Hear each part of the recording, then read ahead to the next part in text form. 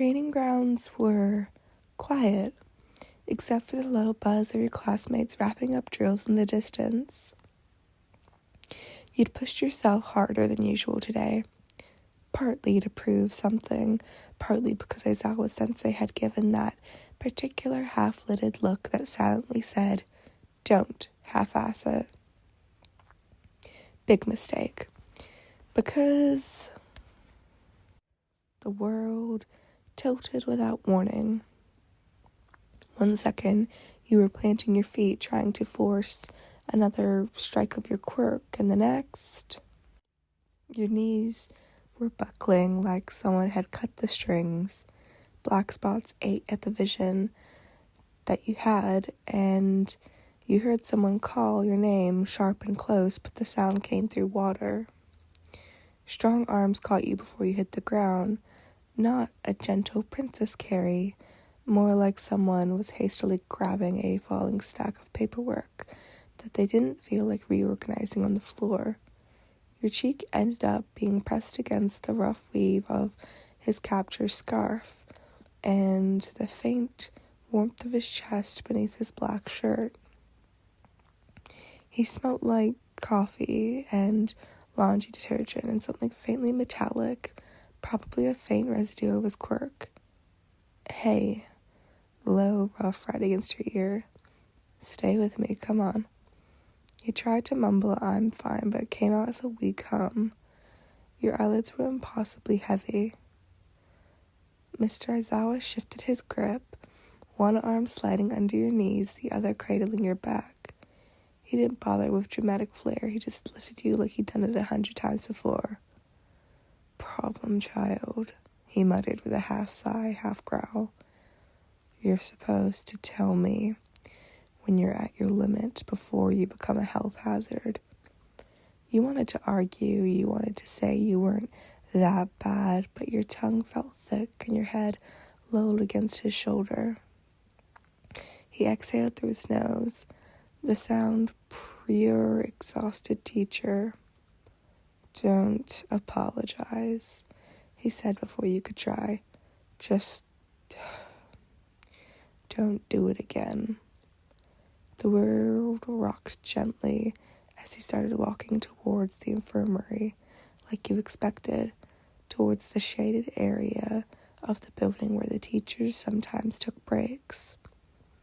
You felt the shift when he lowered himself to sit on one of the low concrete benches, keeping you cradled against him instead of setting you down.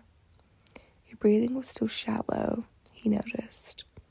One calloused hand pressed to your forehead, checking the temperature and checking focus, and then it slid down to rest on the side of your neck, thumb brushing against your pulse in the absent way he did when he was actually worried but refused to say it. "Your heart rate's coming down," he murmured. "That's good." He finally managed a hoarse whisper. "Sorry, Sensei." He let out a long, tired breath that ruffled your hair. "If you were awake enough to apologize, you're awake enough to listen." His voice dropped quieter. "Next time your vision blacks out, you drop immediately. No hesitation. You yell my name if you have to, okay?" You gave the tiniest nod against his shoulder. His hand moved, slow, almost reluctant, and carefully settled on the back of your head, fingers threading lightly through your hair, and something that wasn't quite a pet, but definitely was caring in that fatherly way. "Good."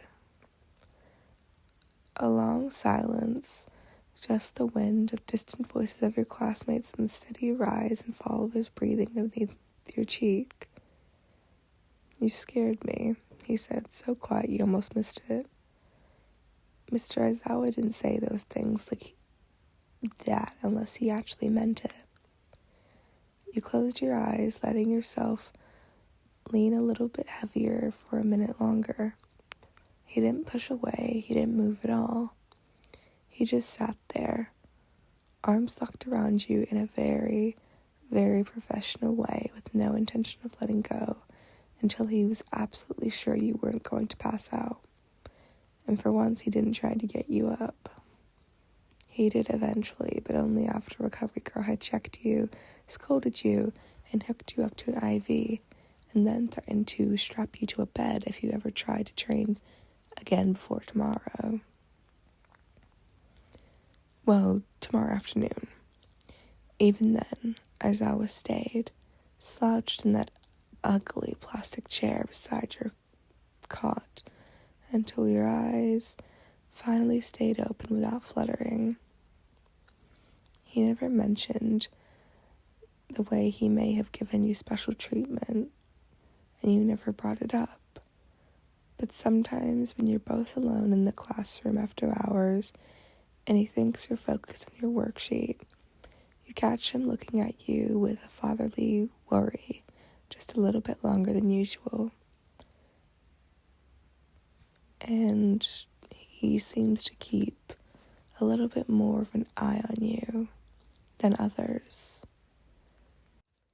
The days after felt different, not dramatic, not awkward in that loud way, just quieter, more watchful. Day 1. The afternoon you were finally released from Recovery Girl's clingy monitoring. You shuffled back into the dorms with a bottle in one hand and strict orders to eat something with actual nutritions. Just not caffeine or sugar. Ringing in your ears. Aizawa was, well, doing what Aizawa does, you know? He was actually waiting outside the common room entrance, leaning against a wall like he'd been there for hours. Actually, he probably had. No dramatic speech, just a nod. Walk slow, no rushing stairs. He nodded to argue back would be not smart, considering the kind of teacher Aizawa was. He fell into steps behind you anyway, hands in pockets and scarf loose around his neck, like he hadn't just been your makeshift pillow 2 hours earlier. He didn't say much, but just one thing right before you reached the door. Tomorrow morning, training ground, 6 a.m., observational only. You sit and you watch and you take notes. No quirk, no excuses. It wasn't a punishment, it was worse. Babysitting duty reversed. You managed a week, yes, sensei, before slipping inside. Through the crack in the door, you saw him linger a second longer than that was necessary. Eyes flickering over to you like he was double-checking you wouldn't kneel over again. Well, not without another word. He turned and left, after making sure. Maybe he did care for you.